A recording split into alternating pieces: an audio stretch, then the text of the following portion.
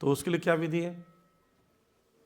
स्मरण शक्ति खत्म होने लगती है, तो बुजुर्गों को सलाह दी जाती है बार बार सुने। तीसरी चीज़ कि जब आप सुनना बंद कर देते हैं, सुनाई देना बंद हो जाता है या समझ पाना बंद हो जाता है, स्मरण शक्ति नहीं रहती, भूल जाते हैं, अब भगवान की बारी है। भगवान बोलते हैं ये पूरे जीवन भर मेरे कथाओं को सुना, समझने का प्रयास किया, अब मेरी बारी है। अब ये स्मरण नहीं कर पा रहा, बोल नहीं पा रहा है, तो मैं कुछ व्यवस्था कराऊंगा।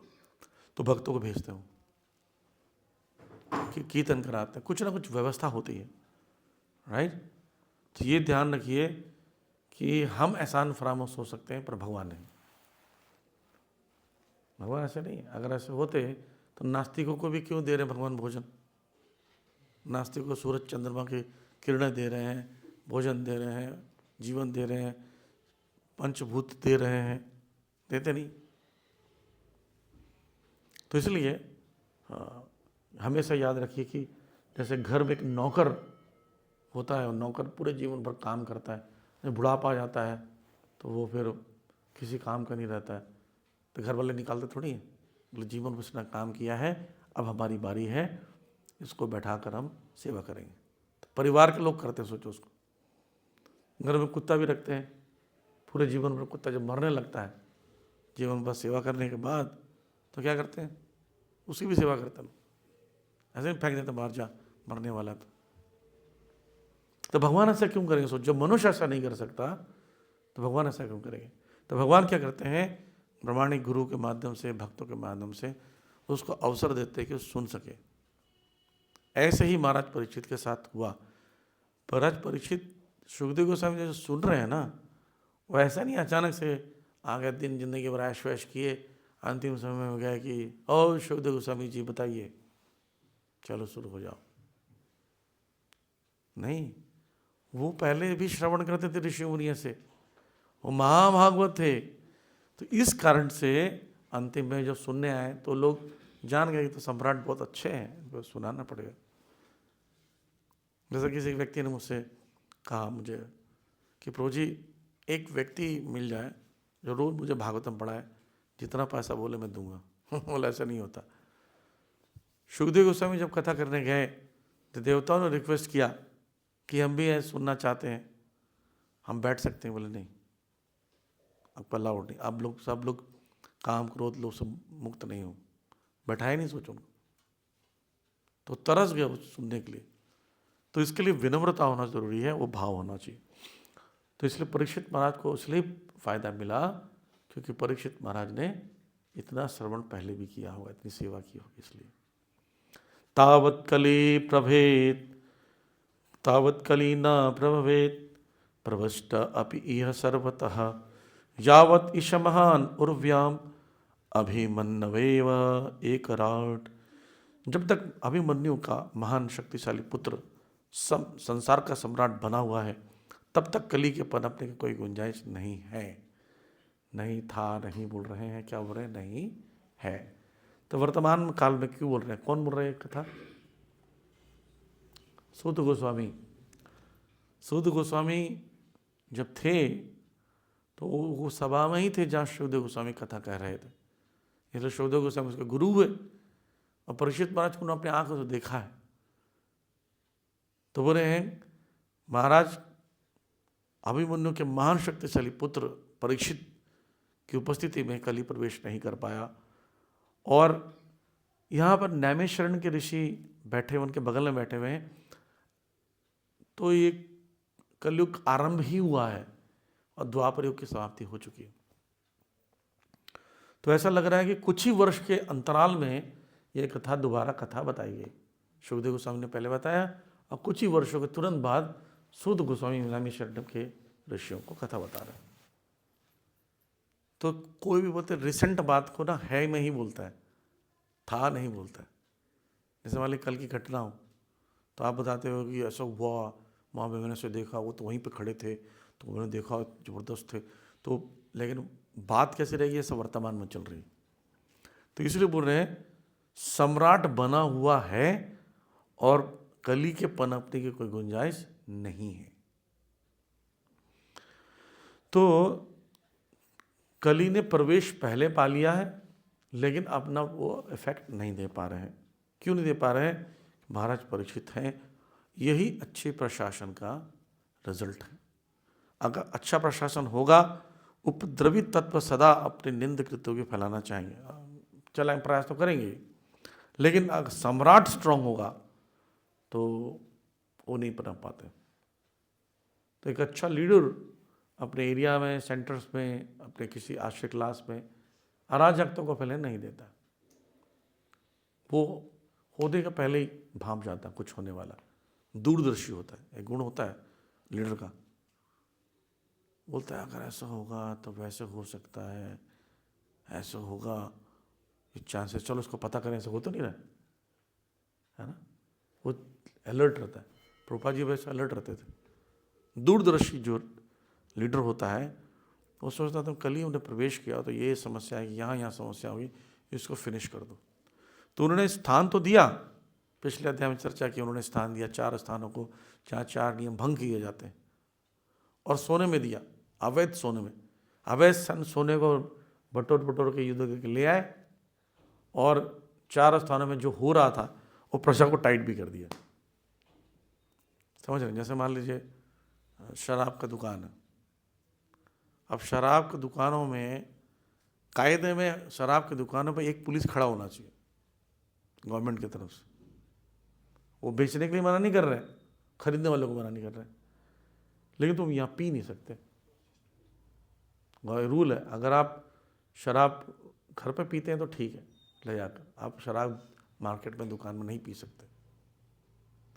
वो बाहर भी रहता है, लाइसेंस मिलता है, वहीं पर पी सकते हैं, उसके बाहर नहीं पी सकते, और वो भी ज़्यादा नहीं पी सकते। तो उस स्थानों में वास्तव में पुलिस होना चाहिए। गवर्नमेंट रूल बना रही है तो उसको एग्जीक्यूट कराने के लिए एक अथॉरिटी को रखना चाहिए। अब वहाँ खड़े रहेंगे तो सब लिमिट में पिएंगे, इलीगल नहीं होगा, घर जाके पिएंगे। पुलिस जो चेक करती है, आपका अल्कोहल टेस्ट होता है, वो क्यों होता है टेस्ट? गाड़ी पी के तो चला तो नहीं रहा है।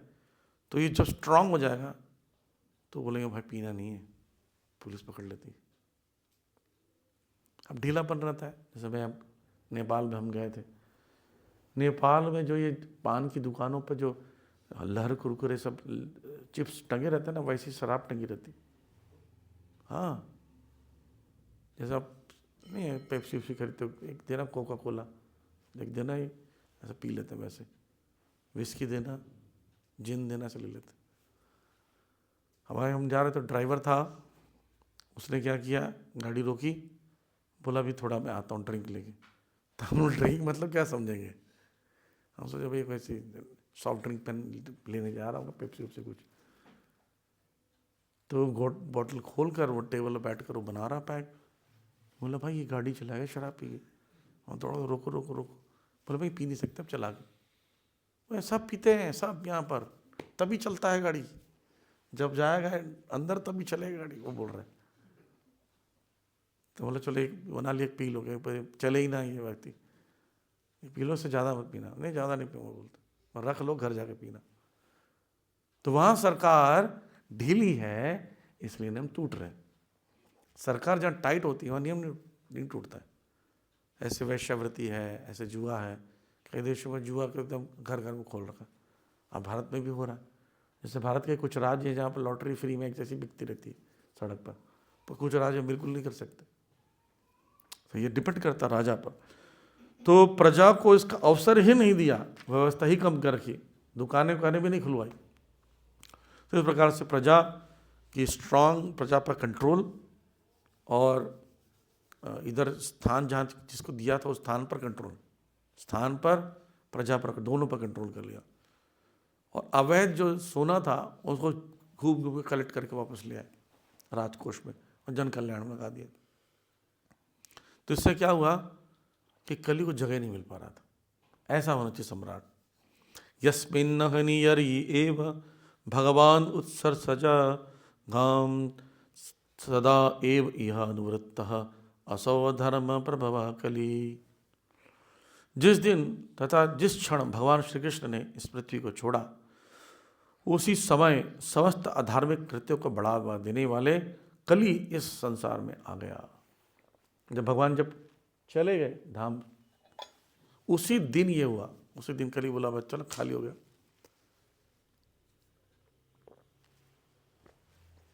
कहने का मतलब है भगवान नहीं होते हैं तो ये कली पड़ता जाता है। तो भगवान का उपस्थिति में भगवान का नाम, यश, गुण, जब भगवान सब भिन्न है तो वो तो उनके साथ रहने पर जो ज़्यादा पावरफुल रहता है।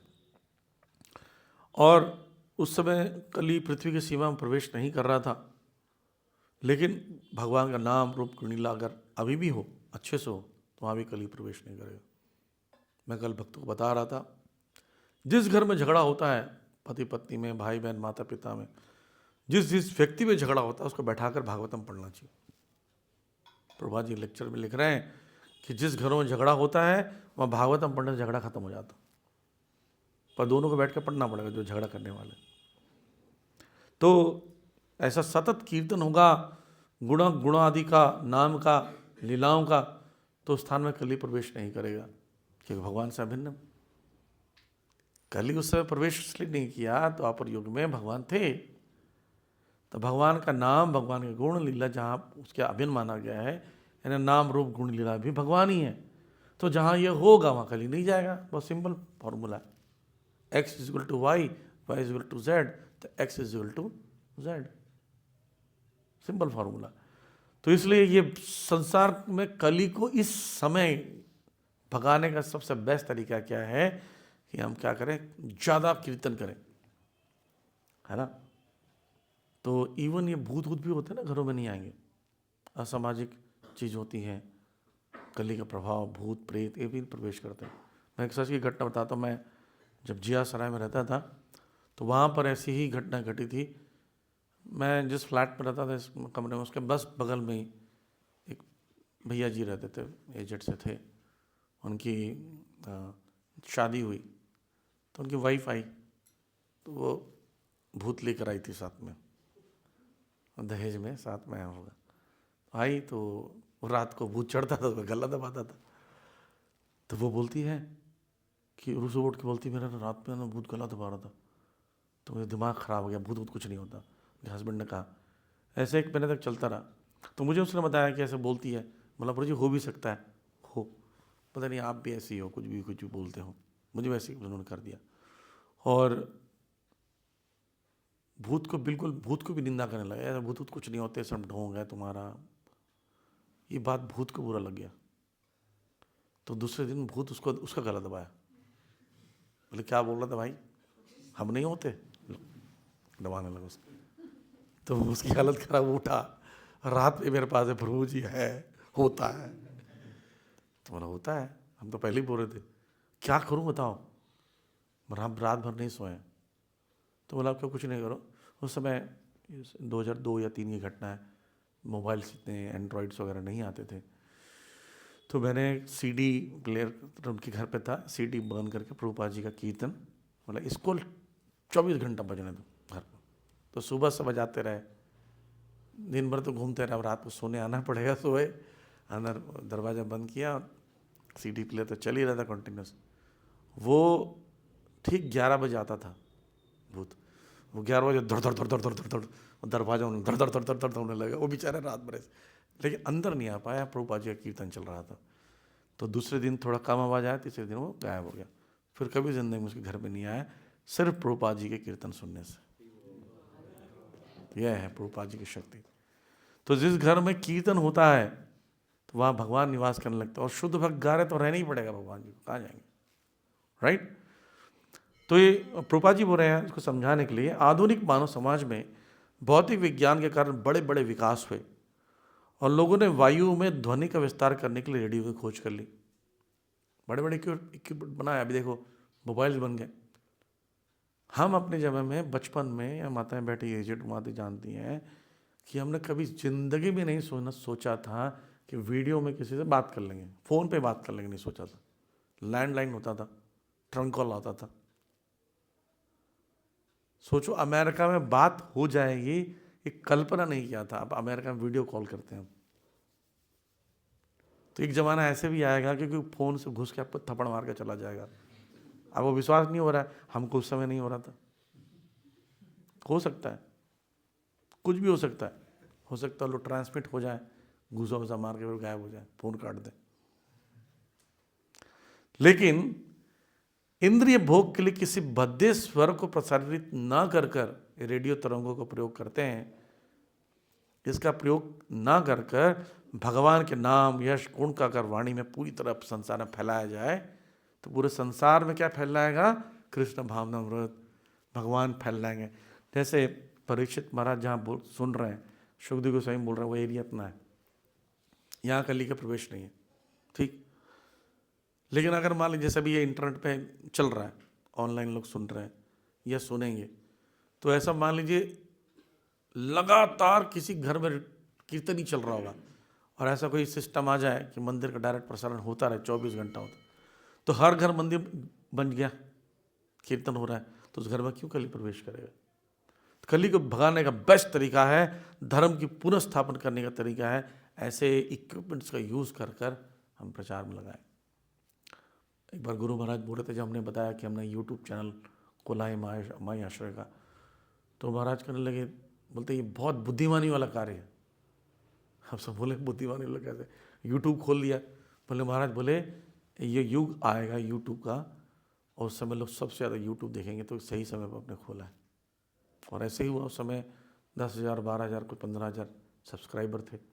अभी माई आश्रय चैनल का 2.3 कुछ मिलियन सब्सक्राइबर्स हैं और सब उसको देख रहे हैं, लाभान्वित हो रहे हैं, है ना। जैसे हमारे भागवत आश्रय चैनल का भी है, तो कोविड में स्टार्ट किया गया था। कैसे स्टार्ट हुआ था कि अब कोविड आ गया, अचानक से लॉकडाउन हो गया। तो जिस दिन लॉकडाउन हुआ, उसी दिन हमने सोचा कि चलो एक कथा बता देते हैं। एक दिन की कथा है, अवंती ब्राह्मण की कथा बता देते हैं, 11वें स्कंद का। मैंने एक टॉपिक चूज़ किया भागवतम से, तो एक दिन के लिए बंद था, तो गवर्नमेंट ने कहा, बोल दिया कि नहीं 7 दिन बंद रहेगा, 7 दिन बंद। तो बोले चलो उसी कथा को थोड़ा अच्छे से डिस्कस कर लेते हैं। तो उस पर्टिकुलर कथा को 7 दिन तक करते रहे, फिर वो ओपन ही नहीं हुआ। तो बोले चलो 11वें स्कंद का शुरू से कर लेते हैं, एक स्कंद हो जाए तो 1 महीना चल जाएगा, 1 महीने में 1-2 महीने में 11वें स्कंद कर लेंगे। फिर वो 1 महीना क्या हो, 3-4 महीने तक रहा। फिर हमने 9वां स्कंद किया, फिर 8वां किया, उल्टा चलने लगे, फिर 9वां, 8वां, 7वां, 6वां, 5वां। तो 5 करने के बाद हमने बोला नहीं भाई, एक व्यक्ति ने कंप्लेन किया, बोले प्रभु ये भागवतम सबका सीधा चलता, आपका उल्टा चल रहा है।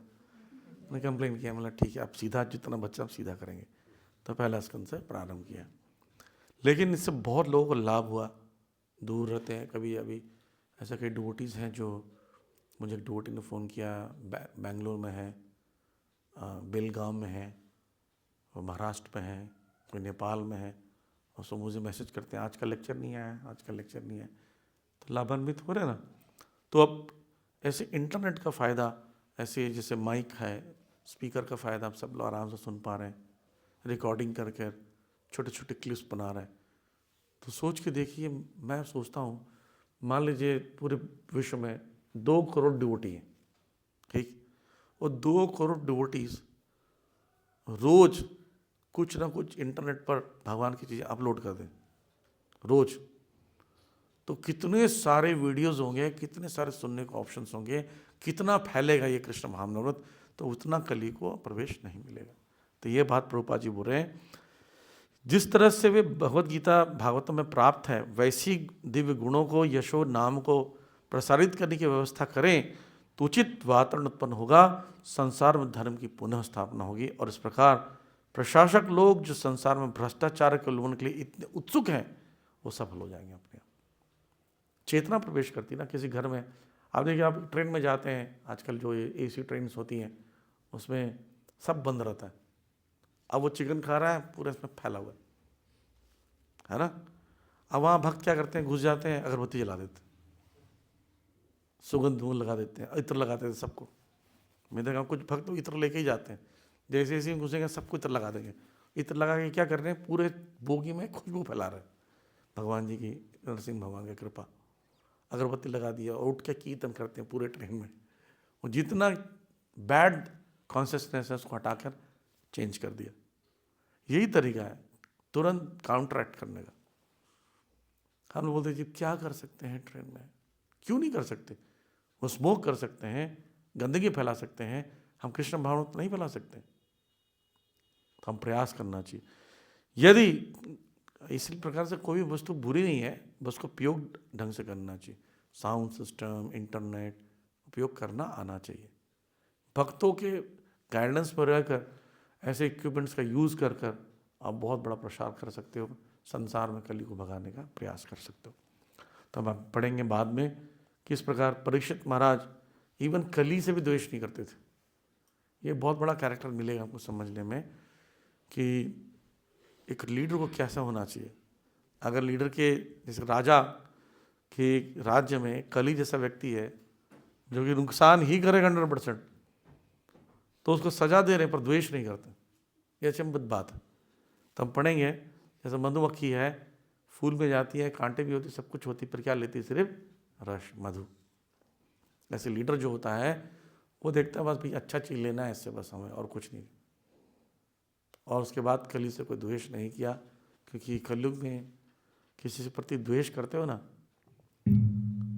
तो उसका मानसिक लाभ, मानसिक दोष नहीं मिलता है, लेकिन मन में भी रखना नहीं चाहिए। ये परीक्षित महाराज ने हमको शिक्षा दी है। तो हम पढ़ेंगे अगली क्लास में। किसी का प्रश्न है तो पूछ सकते हैं। हरे कृष्ण।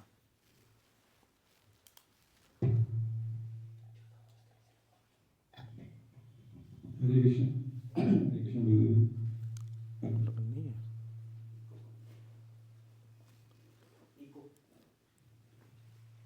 प्रभु जी आपके शेर मुझसे सुना कि अगर हम जप करेंगे और मतलब जैसे कीर्तन ज़्यादा से ज़्यादा होगा तो कली का प्रभाव कम, लेकिन हम तो जप भी करते हैं कई वर्षों से और नित्य आरती वगैरह भी करते हैं, फिर भी कली के प्रभाव में तो रहते ही हैं। ये माइक लगाए उसमें साथ में। बोलिए। हम जप भी कर रहे हैं और आरती वगैरह भी सभी नियमों का पालन कर रहे हैं, उसके बाद भी कली के प्रभाव में रहते हैं, उससे छूट नहीं पाते। ये क्यों हो रहा है प्रभु जी? इसका कारण है कि हम शायद इतने अच्छे से जप नहीं कर रहे हैं, ध्यानपूर्वक जप नहीं कर रहे हैं। हमने सुना था अभी, क्योंकि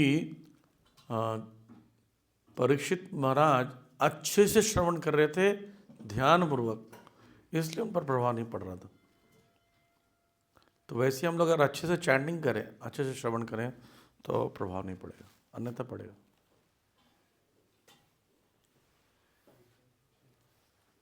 और बताइए, और क्या प्रश्न?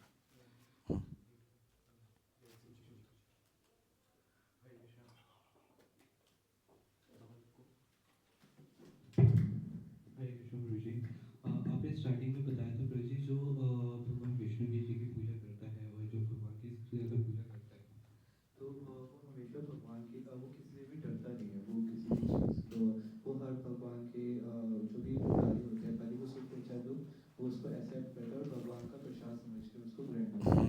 बट कभी कभी क्या होता है प्रभु जी कि कुछ वो उसको कहीं ना कहीं अंदर से बाकी सबसे पीछे छोड़ देते हैं। अगर कोई किसी चीज़ से डरता नहीं है या कोई किसी चीज़ से, किसी को चिंता ही नहीं है किसी भी चीज़ की, मेरे को कमाना नहीं है, मेरे को कुछ करना नहीं है, भगवान है जो कर देंगे, तो कहीं ना कहीं वो उसको नेगेटिव वे में भी कभी कभी ले जाते हैं। उसको कैसे बच सकते हैं? हाँ, यहाँ पर नहीं डरने की बात बोल रहे हैं, जिम्मेदारी से भागने की बात नहीं कर रहे हैं। परीक्षित महाराज डरते नहीं थे, पर रिस्पॉन्सिबल थे। वो रिस्पॉन्सिबल होना अलग हुआ। जैसे होता है ना, जैसे युद्ध में लड़ना रिस्पॉन्सिबिलिटी, धर्म है आपका, लेकिन किसी से डरते नहीं है ना। आप मान लीजिए स्टूडेंट हैं तो अपनी पढ़ाई कर रहे हैं, फेलियर से नहीं डरते, मतलब रिजल्ट से नहीं डर रहे हैं, उससे होने वाला समस्या से नहीं डर रहे हैं, लेकिन मेरी जिम्मेदारी मैं उतना करूँगा। तो हम अपनी जो कर्तव्य है, धर्म है, उसको करते हैं। भक्त अपनी जिम्मेदारी से नहीं भागता। उदाहरण के लिए मैं समझाता हूँ, जैसे ब्रह्मचारी ज्वाइन कर जाते हैं मंदिर में, तो लोग बोलते हैं ये तो संसार से भाग गए। अगर संसार से भाग गए तो वहाँ जाके कर क्या रहे हैं? वो परिवार में रहने वाले जिम्मेदारियों से ज़्यादा जिम्मेदारी लेकर कर रहे हैं। मैं जब घर में रहता था, बेस पर रहता था, तो 9:30 सो जाता था। अब 11 बजे तक जगना पड़ता है, क्लासेस हैं, रीडिंग्स हैं। सुबह वहाँ घर में रहते थे स्टूडेंट, ज़्यादातर घर में रहते हैं 6 बजे जगते हैं, हम मंदिर में रहते 3 बजे जगना पड़ता है। पहले हम वर्किंग आवर हमारा कितना था, सुबह 8 से शाम को 6 बजे तक, ठीक। अभी हमारा वर्किंग आवर कितना है, सुबह 3 से रात को 11 बजे तक। तो ये कम हुआ ज़्यादा हुआ? ज़्यादा हो गया, तो जिम्मेदारी ज़्यादा ले ली, राइट। तो जिम्मेदारी से नहीं भागा भक्त, लेकिन क्या करता है, डरता नहीं है फेलियर से, आने वाली समस्याओं से, धन से, ये नुकसान हो उससे नहीं, करना है सेवा। ऐसे गृहस्थ है तो गृहस्थ अपनी जिम्मेदारी को निभाता है, मेरे परिवार हैं, बच्चे हैं, पत्नी है, इनकी मेरी जिम्मेदारी है, उसको उसके लिए कमाने जाना है। तो जो आपकी जिम्मेदारियां मिली हैं उसको, उससे भागता नहीं है। भागना अलग है और उससे होने वाले रिजल्ट से डरना अलग होता है। और कभी कभी ऐसे भी होता है कि स्टूडेंट ने सोचे कि फेल और पास से मुझे कुछ नहीं, मैं पढ़ूंगा ही नहीं। ना, भगवान भगवद गीता में बोल रहे हैं ना 247 में, क्या बोलते हैं, कर्मण्ये एव अधिकारस्ते मा फलेषु कदाचन। ये श्लोक पूरा नहीं है। अगला श्लोक क्या है कि अगर आप सोचते हो कि मैं करता मैं हूं, और ऐसा सोचकर आप क्या करते हैं, कर्म करना बंद कर देते हैं, तो कर्म ना करने पर आसक्त मत हो, माते संगस्तो अकर्मणि। कर्म का अधिकार है पर फल का अधिकार नहीं। तो बोलेंगे कि तो इसको मैं ही तो कर रहा हूँ और मैं नहीं करूँगा और आसक्त नहीं हूँ तो मैं क्यों करूँ। तो मैं कर रहा हूँ, अपने आप को करता मत मानो, पहला भगवान बोल रहे हैं। और ऐसा मैं करता ही नहीं हूँ और रिजल्ट भी मुझे नहीं मिलेगा, मैं कर क्यों रहा हूँ, मैं नहीं करूँगा। तो ना करने के लिए भी आसक्त मत हो, वही बोल रहे हैं। तब आप पूरी तरह भगवान पर सरेंडर हो। समझ में आ रहा। तो स्टूडेंट ये सोचता है ये पढ़ रहा हूँ भगवान के लिए, गृहस्थ सोचता है मैं ये परिवार चला रहा हूँ भगवान के लिए, है ना। देश का नेता होता है सोचता है मैं देश चला रहा हूँ भगवान के लिए, भक्त बोलता है मैं प्रचार कर रहा हूँ भगवान के लिए। तब जाकर आप जिम्मेदारी के साथ होने के साथ साथ भी अभय में रह पाओ। ठीक है। प्रजी अभी आपने बताया जैसे कि प्रचार, बट इन भौतिक भौतिक समाज में भी कि कोई कोई काम जैसे जॉब हो गया, कोई भी कुछ भी हो गया काम करना, तो उसमें भी कभी कभी वो सामने डरता नहीं है किसी भी चीज़ से, तो वो कहीं ना कहीं उसको पीछे छोड़ देती है हमेशा हर बार की वो। मैं बोल रहा आपको उसके होने वाले फेलियर से नहीं डरना, सर्विस करनी है, वो क्यों छोड़ रहे हो। हाँ, भौतिक जीवन की बात कर रहा हूँ मैं। जैसे आप जॉब में हो, एक कॉर्पोरेट सेक्टर में काम करते हो, आप सैलरी कमा रहे हो, तो आप 2 प्रकार के लोग होते हैं। देखो ऑफिस में काम करने वाले, एक व्यक्ति काम करता है कि मेरी सैलरी ना कट जाए इसलिए मुझे ऑफिस जाना है, इट्स नॉट राइट एटीट्यूड। किस लिए जाना चाहिए ऑफिस, मैं ऑफिस में मैं वर्किंग हूँ, मेरी जिम्मेदारी है, मेरा पोस्ट है, मुझे इतना टास्क मुझे करना है, इसलिए ऑफिस जाना चाहिए। तो अब सैलरी के भय भी आपके हट जाएगा, मैं सर्विस करनी, दैट्स ऑल। अभयम कब होता है व्यक्ति, जब रिजल्ट पे आसक्त नहीं होता है पर अपना कर्तव्य अच्छे से करता है। पर कुछ लोग ऐसे सोचते हैं कि मुझे सैलरी वाले से कोई मतलब नहीं है, सैलरी कट जाए मैं तो ऑफिस नहीं जाऊँगा, तो जिम्मेदारी से भागना होगा। क्लियर है। और शास्त्रों में अजागर वृत्ति के बारे में भी बताया गया है, तो फिर वो हम कैसे उसको। हाँ, अजागर वृत्ति का मतलब होता है कि भौतिकवादी पार्क बनाएंगे, आप उसमें कीर्तन करो। भौतिकवादी बिल्डिंग्स बनाएंगे, उसको आप जाकर रहो और उस पर प्रीचिंग करो। ये मतलब था उसका। अजागर वृत्ति का मतलब ये नहीं है काम नहीं करना है। अजगर ऐसा नहीं है काम नहीं करता, अजगर क्या करता है, अपने लिए बनाता नहीं। जैसे अजगर मतलब सर्प होता है, वो क्या करता है, उस बिल में घुस जाता है, चूहे को खा लेता है और उस बिल में रहने लगता है, ठीक। पर वो ऐसा नहीं, कुछ करता नहीं है। अजागर वृत्ति का मतलब लोग सोचते हैं कि आलसी होना, ये नहीं है। भौतिक संसार वाले, जैसे अजागर वृत्ति का उदाहरण है मोबाइल। संसार ने, वैज्ञानिकों ने मेहनत करके मोबाइल बनाया, भक्त क्या कर रहे हैं, उस मोबाइल का यूज़ करके प्रीचिंग कर रहे हैं। उन्होंने एक रॉकेट बनाया, हम रॉकेट से एरोप्लेन बनाया, हम उससे घूम घूम के प्रीचिंग कर रहे हैं। ये अजागर वृत्ति का मतलब है। यानी कि वैज्ञानिकों ने मोबाइल बनाया, हम बैठ कर वीडियो गेम खेलें ना, उसका प्रयोग भगवान की सेवा के लिए होना चाहिए। ये अजागर वृत्ति। और यस।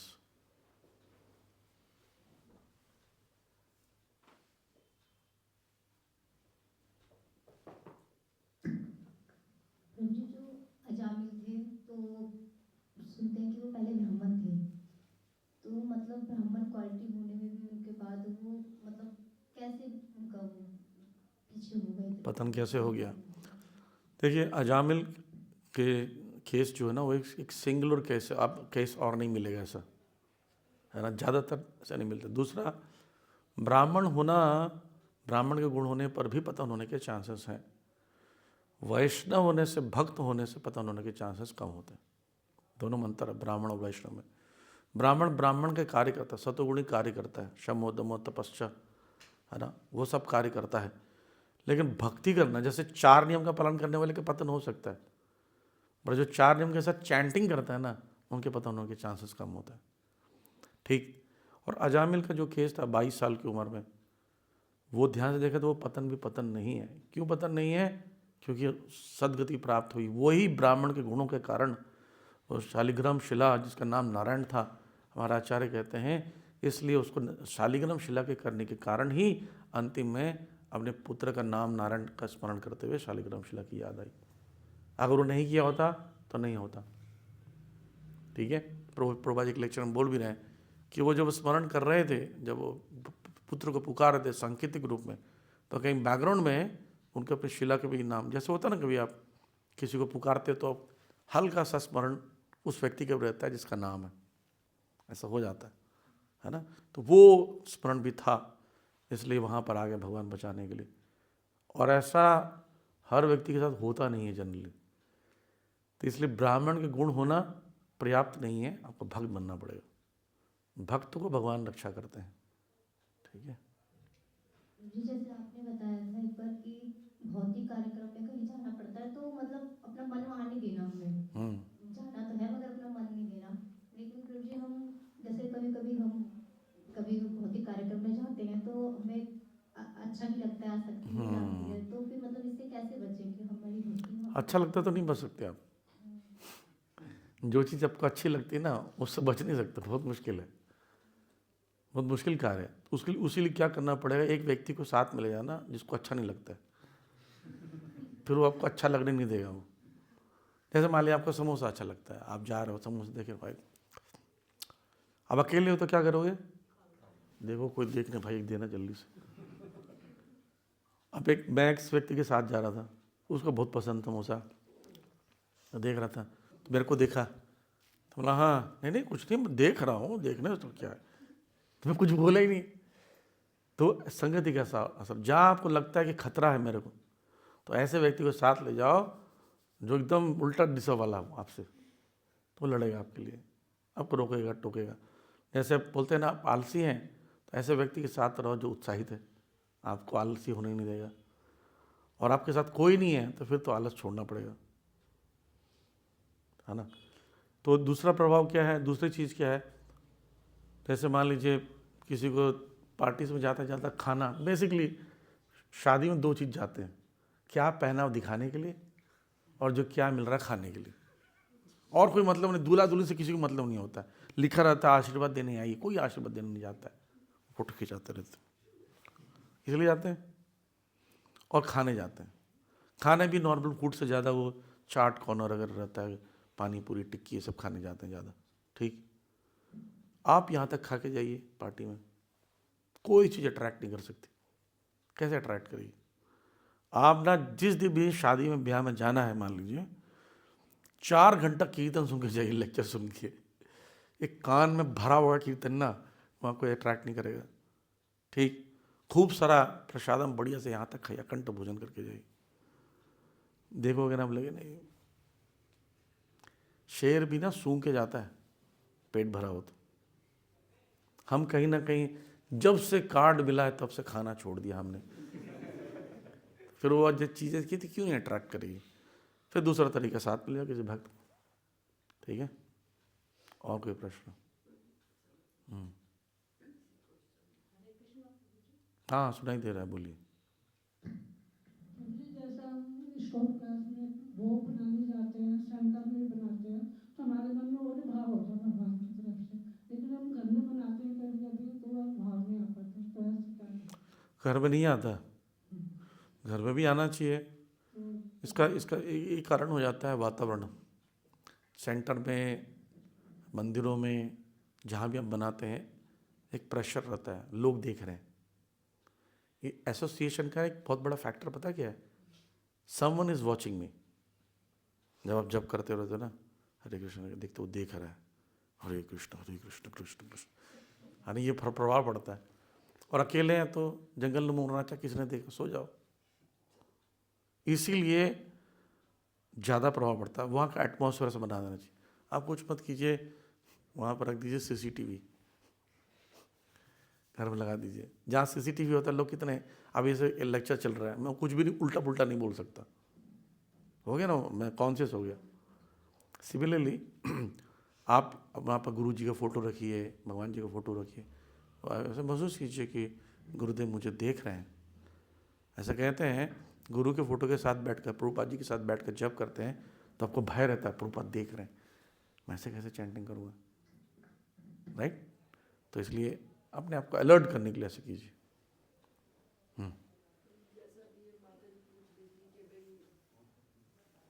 माइक में बोलो। जैसे हम घर परिवार में शादी होती है तो उसमें हम क्या करें? बाहर जा रहे हैं तो हम खा के चले जाएंगे, हाँ। नहीं खाएंगे।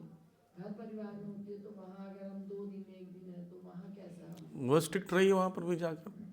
देखिए मेरे ऑफिस पे ना एक लड़की काम करती थी मेरे डिपार्टमेंट में, ब्राह्मण परिवार, शर्मा कुछ थी वो। तो हमारे कोरियन बॉस का वो हुआ, मतलब वेलफेयर था उसका, मतलब क्या बोलते हैं उसको, फेयरवेल पार्टी थी। अब वो था शराबी एक नंबर का। तो बोले हम तो जाएंगे बार में। मैं तो नहीं जाऊँगा। तो अब हमारे सब जाएंगे तो नौकरी खतरा है, मतलब ऐसा व्यक्ति वो आपको छुटा के ही जाएगा और सुपर बॉस है। तो हम 3-4 डिवोटी थे, तो हमने बोला चलो साथ में चलेंगे, एक दूसरे के साथ रहेंगे तो एक दूसरे को तो नुकसान नहीं होगा, हम चलते हैं। तो गोपेश्वर प्रभु, मैं, 3-4 डिवोटीज थे, वो दीक्षित लोग गए। और हम लोग बाहर से जूस लेकर आए जो बनता बाहर, उसके बार के बाहर। और सोचो पार्ट उसके बार के अंदर गए, सोचो वो तो एकदम तमोगुण जगह है। तो मैं बैठा था, मेरे बगल में वो लेडी बैठी थी, उसको भी जूस दिए। उसके बगल में वो बॉस बैठा था जो जिसका पार्टी हो रही थी जिसकी। तो वो सब लोग एक टकीला शॉट बोलते हैं, मैंने वहीं जाना था। इतना छोटा सा रहता है, शराब रहती, पानी नहीं मिलाते हैं, और उसको पीने के बाद ना नींबू चाटना होता है, तो थोड़ा झटका लगता है नशे का, टकीला शॉट कहते हैं। तो वो पिए जा रहे थे, तो उसको बोला कि do you want to take, उसको पूछा उसने। तो मैंने इशारे बोला मना कर दो। तो बोलती बॉस है, प्रमोशन हो जाएगा। बोला नहीं मत पियो। मैं इशारा करता रहा, तो वो मुझे देख रहा था क्या बोल रहा है, कि मैं फिर झुक गया, मैं चुप हो गया। उसने पी लिया। तो मुझे उसके बाद उसने पूछा कि मुझे मना क्यों कर रहे थे सर। तो मैंने बोला इसलिए मना कर रहा था, अब तुम लाइफ में कभी नहीं बोल सकती कि मैं नहीं पीती हूँ। अभी तक बोल सकती थी, अब आपको तुमको सब पिलाएंगे संसार में। समझे बात को? ऐसे ही आप किसी रिश्तेदार के साथ जाते हो, एडजस्ट कर लेते हो, खा लेते हैं, कुछ नहीं होता है, वो जिंदगी भर खिलाएंगे। एक शादी नहीं होगी आपके घर में, अब हर शादी में जाके खिलाए जाएंगे। अब वहाँ पर अड़ जाओगे तो बोले भाई ऐसी है, इनके लिए बना दो, मुझे तो नहीं आती। यही नियम है। तो शादी में बोले भाई देखो आप मुझसे प्रेम करते हो, हम आपके घर में आए हैं, आपके हिसाब से आए हैं जी, तो हमारे हिसाब से खिला दो, बस हमारी व्यवस्था करा दो। तो व्यवस्था कराएंगे। अब सोच रहे रिश्तेदार, सारे रिश्तेदार हैं, कोई डिवोटी नहीं है, उड़ाओ माल यहाँ पर बढ़िया से।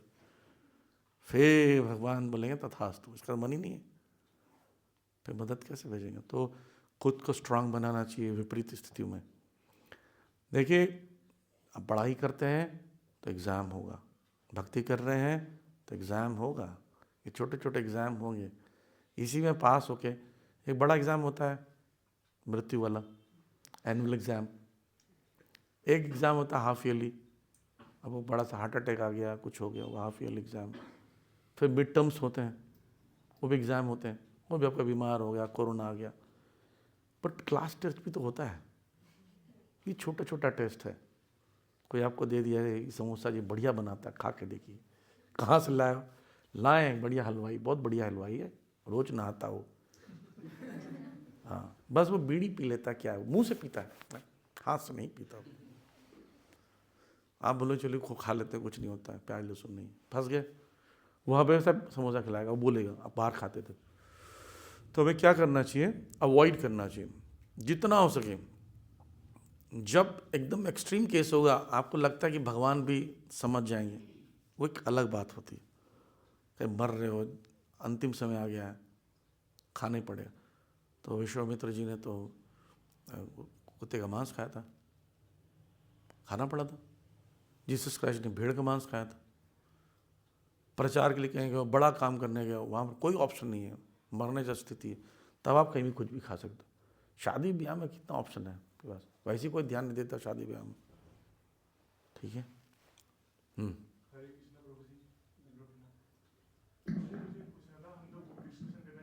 हाँ, आइसक्रीम खा लेते हैं, वो बुक्स के पैसे से खा लेते हैं। आइसक्रीम उसक्रीम नहीं खाना चाहिए। देखो फूड वाइज बताऊं, संसार का एक सर्वे में किया, संसार का सबसे घटिया जो फूड है वो आइसक्रीम है, सबसे घटिया चीज़। आप सर्वे इंटरनेट पर सर्च कर सकते हो, उसका ये पिज़्ज़ा उज़्ज़ा आता है सबसे टॉप में, क्योंकि हाई फैट है और हाई शुगर है। तो बिल्कुल नहीं, फूड अच्छा नहीं, पहली बात। दूसरी बात, आजकल कुछ अच्छा नहीं मिल रहा है मार्केट में क्या मिलावट पता नहीं, मोमोज में कुत्ते का मांस डाल रहे हैं लोग, है ना, आइसक्रीम में चर्बियाँ डाल रहे हैं एनिमल्स का। एक इंटरनेट पर एक नूडल्स का वो आया था, कंपनी याद नहीं आ रही मुझे, ना कंपनी बोलना भी नहीं चाहता, तो वो उसने लिखा था वेजिटेरियन, वेज ग्रीन लगा हुआ था, ठीक। तो सर्च किया, उसमें साफ एक वर्ड में लिखा है बीफ, उसमें लिखा है इंग्रेडिएंट में लिखा है बीफ, बीफ डाला है सोचो, और ग्रीन छापे हैं। आपकी आइसक्रीम में किसका फैट होगा, गाय का या किसी का फैट होगा, और वहाँ लिखा हो ग्रीन, आप खा लिए।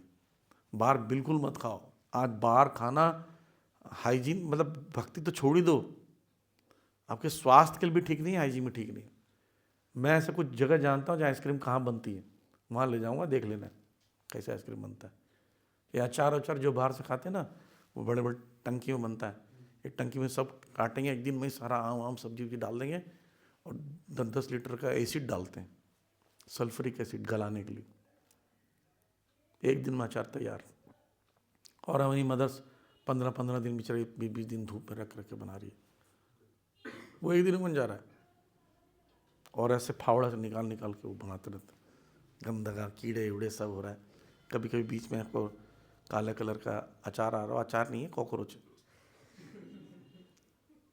एक आइसक्रीम में प्राप्त हुआ था कीड़े, सड़ा हुआ। अब वो ठंडा रहता, आपको कहाँ पता चल रहा है, आपको लग रहा है कि काजू किशमिश आ रहा है। मत खाइए बाहर का कुछ भी चीज़, अच्छा नहीं कुछ भी।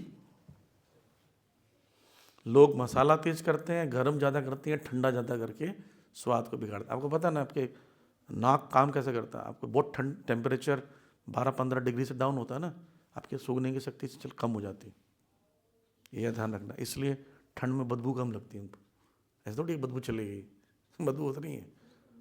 एसी चला दोगे ना, जहाँ पर एसी चलता है वहाँ स्मेल नहीं आता है, स्मेल होता है। अब एसी बंद कर देना, दरवाजे में से रखना, स्मेल आना शुरू हो जाएगा। ऐसे ही हमारा टेस्ट है, ज़्यादा मीठा ज़्यादा खट्टा तो कीड़े वीड़े कुछ पता नहीं चलते, मोमो चटनी में क्या है सब खा जाते हैं 15-15 दिन पुराना। बाहर मत खाइए, अब घर में खाइए, बना के खाइए, सीखिए, भक्त लोग यही करना चाहिए। ठीक है, और क्या प्रश्न ऑनलाइन नहीं? ग्रंथ राष्ट्र भागवतम की